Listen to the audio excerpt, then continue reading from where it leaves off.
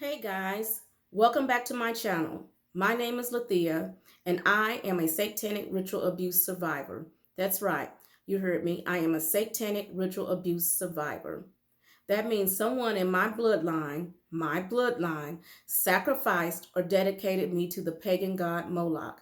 That's right, someone in my bloodline sacrificed or dedicated me to the pagan god Moloch.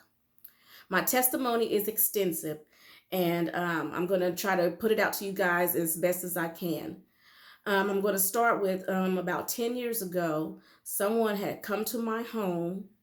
They had been somewhere at another person's home where they had experienced some witchcraft themselves. While at that person's home, they had seen books, like spell books, at this person's home. But anyway, by the time they had got to my home, they began to tell me this story about what had happened to them the night before. The young lady had, she was acting out. I guess the person home that they was at had sent a curse back to her. And so that night she was acting all kind of strange. Her boyfriend said she was doing all kinds of things. But the thing that got to me was the person had took and lashed out at the boyfriend and had put three long marks across his stomach. And I was in shock. I was like, I don't believe this. You guys got to show this to me. So the person went and got the boyfriend, and the boyfriend came in and he showed me the three marks that she had had. He said that she wasn't acting like herself, and that she was just doing all kinds of things. Well, that kind of irritated me. I didn't, it was a little odd and strange to me. Well, we all kind of calmed down, from listening to the story, and we just began to chill and, interact with one another. Well, then all of a sudden, my daughter comes in my room. She wants to use the computer. And, I'm fine with her coming in my room to use the computer. But when she sat down at that computer, all of a sudden, there was a cup of pens and pencils that just flew up in the air. She jumped, I jumped. We like, well, what the heck is going on? We didn't know what was happening. So at the same time that was happening, my other daughter and the people that were visiting come running from the other side of our home towards our way. So I'm like, well, what are you guys running over here? Well, I guess the lights had began to flicker oddly on that side of the house. So I'm just confused. And, I'm like, what's really happening? So I thought to myself I would put on or try to put on some gospel music in the home. So I tried to put this gospel music on my computer. I could not even get the gospel music to come up on the computer because something was blocking it from letting me to put that gospel music on the computer. So then I decided that I was going to try to play gospel music from my phone. Couldn't pull it up from my phone as well. So now I'm really confused. So I had my grandbaby on my bed, and I'm kind of nervous. I'm like, I don't know what's happening. So I got my Bible, put my Bible by my grandbaby because this is odd to me. So, I'm tripping out. My husband wasn't home. I started calling him. He didn't answer. So I'm like, after a period of time, I'm like, forget this. Let's get up out of here and go. So as we prepared to leave my home, I as soon as I left out of my home, I had felt something leave my phone. I felt like, it was probably a spirit that left my home for it was trying to block me from pulling up the gospel music that I was trying to pull up. The very next day, I went to work and I started feeling some type of way. Like I had this very, very eerie feeling. That feeling resided with me for a period of time. Um, I was on the phone with one of my prayer partners, and she, was just praying for me. But as time went on, I just, about a week, I just had this eerie feeling like something was following me, just hunting me.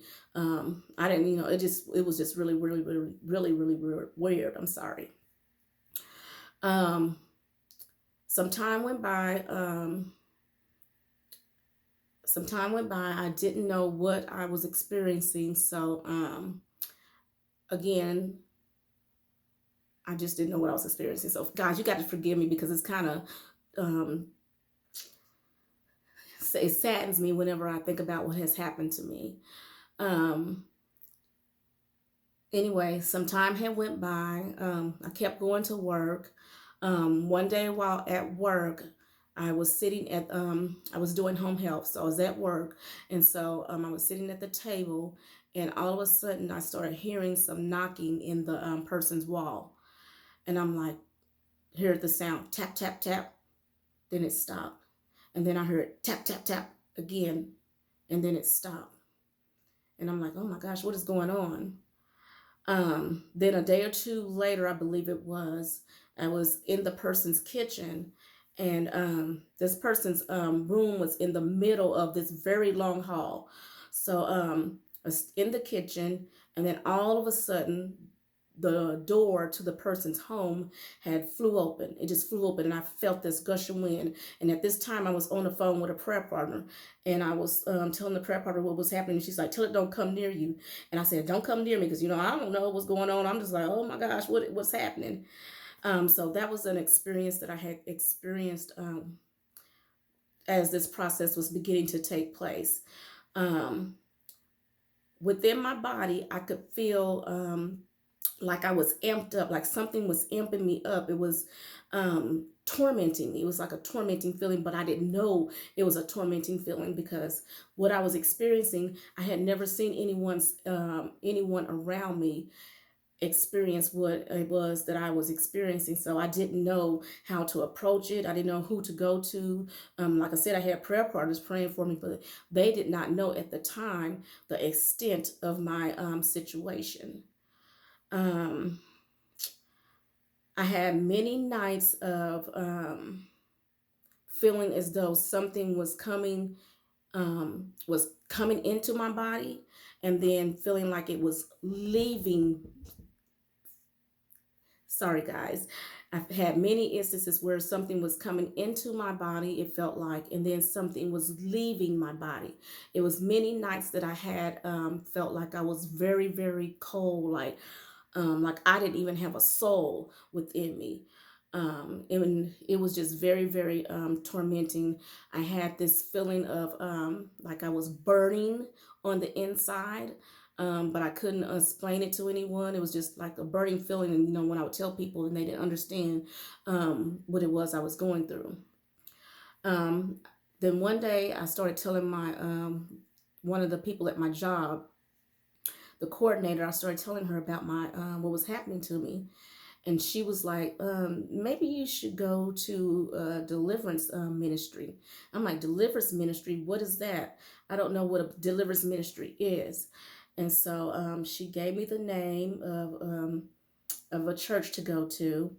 And I sat on it for like 2 weeks. I mean, the enemy did not want me to go to this deliverance ministry. Um, it just ate at me, ate at me. Well, I was in a prayer group at a church that I was attending. I left my home church and not went to that church for a period of time, because I never seen anyone experience what I was experiencing. So I left my home church and went to another church, um, and then got into their prayer group. And those people were praying for me. And they wanted to tell me, come to find out, about this deliverance ministry, but they didn't. But once I did get up a nerve to go to this deliverance ministry, I ended up seeing one of the prayer partners that was at the that was at my other prayer group. And when I first went to this my first session of deliverance, we go in as a group, and then they talk about all these breaking of soul ties and different things as a group that we do. Um, then we break off as individuals and get with deliverance ministers. And so I had to go to deliverance quite a few times in order for the spirit to completely reveal what was happening to me. I know, guys, you got to bear with me, because I don't do lives. I'm sorry, I don't do videos. And this is very, very it's just something I just don't do. And I'm trying my best to relay this information to you guys as best as the Lord wants me to. I'm trying to stay obedient. I do still deal with a spirit of fear, but I refuse to let fear hold me back and not tell what God has done for me.